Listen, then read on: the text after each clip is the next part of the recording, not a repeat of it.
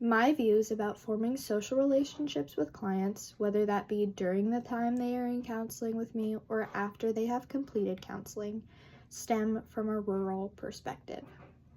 I plan to work as a clinical mental health counselor in a small community similar to the one in which I grew up, so my views may differ slightly from someone who plans to work in an urban community. More specifically, as someone who intends to work in a rural community, I recognize that dual or multiple relationships are often unavoidable due to overlapping social circles, community events, and shared spaces. For starters, the textbook states on page 293 that non-sexual multiple relationships are not inherently unethical and that boundary crossings must be evaluated on a case-by-case basis.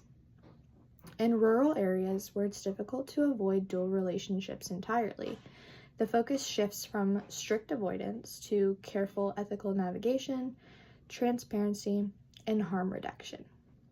My personal experience growing up in a rural town supports this. For instance, my high school cross-country coach, who was also a family friend and my therapist, maintained ethical boundaries while offering culturally responsive support that helped normalize therapy for me.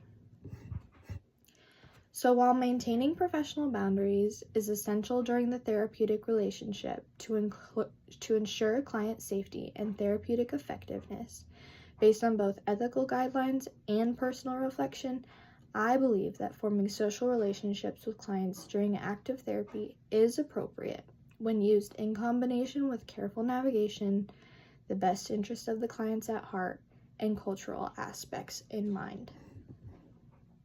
Although the American Counseling Association 2014 Code of Ethics, or ACA, states that counselors should not engage in personal virtual relationships with current clients, nor should they provide services to individuals with whom they cannot remain objective, I believe that in rural communities, it is not only okay to have dual social relationships with clients, but it might even be beneficial. As someone who has worked as a family support specialist, I have experienced moments where clients naturally wanted to move the relationship beyond professional boundaries. For example, many parents ask me personal questions such as, "Do you have kids?" I often respond with a neutral, "Not yet," to maintain boundaries while still being relatable. This kind of selective self-disclosure can foster connection without breaching professional ethics, as cited in Corey et al. 2024, page 237.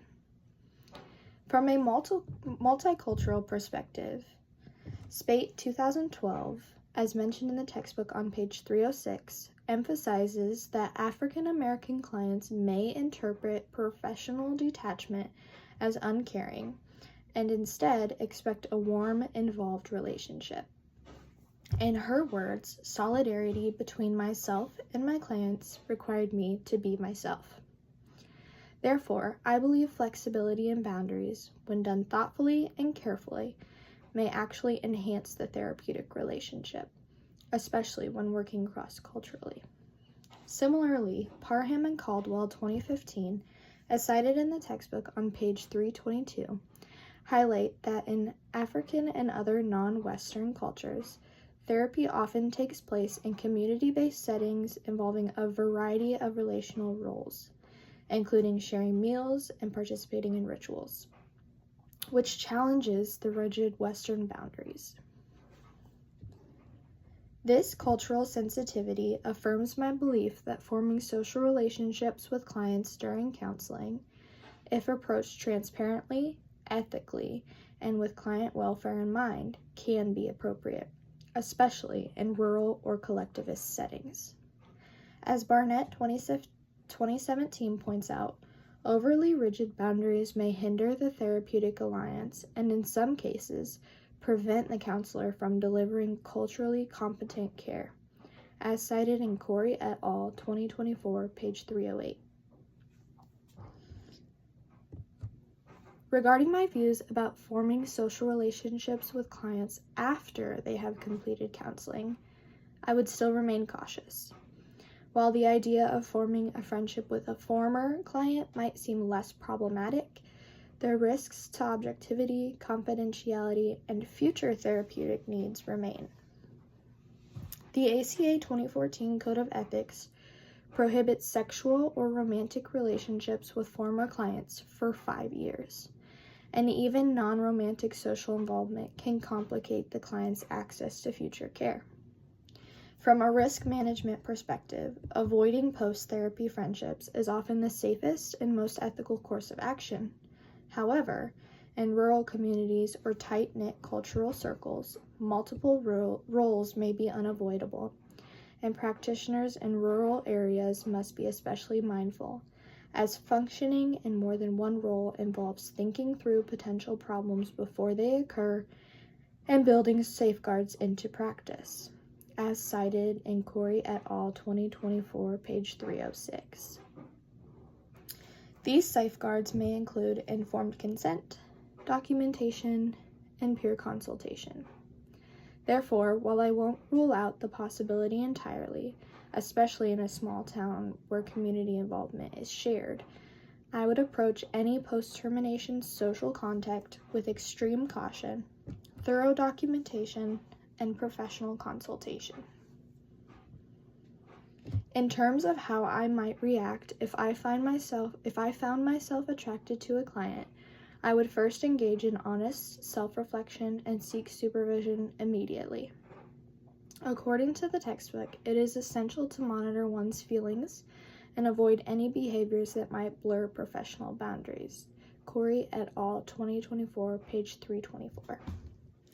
Attraction must never interfere with therapeutic objectivity or lead to unethical behavior, and I would strive to handle the situation with professionalism and self-awareness without acting on my feelings. If I cannot seem to work through my feelings, termination and referral might be appropriate if the attraction compromises my clinical judgment. Erotic contact, as noted in the textbook, is always unethical and an egregious exploitation of power. On the other hand, if a client revealed an attraction to me, I would still respond with professionalism, but I would prioritize the therapeutic relationship. I would validate the client's experiences and feelings while simultaneously working with them to explore the meaning behind the attraction and reestablish appropriate boundaries.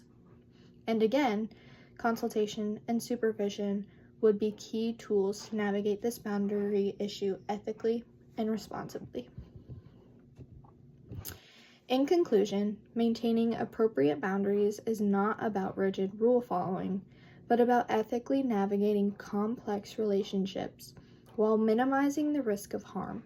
And these boundaries can become even more difficult to handle when working in a rural community, which is where I plan to practice. Understanding the role of culture, community, and context is essential in making thoughtful, case-by-case decisions. As the textbook notes on page 341, dual and multiple relationships are neither inherently unethical nor always problematic.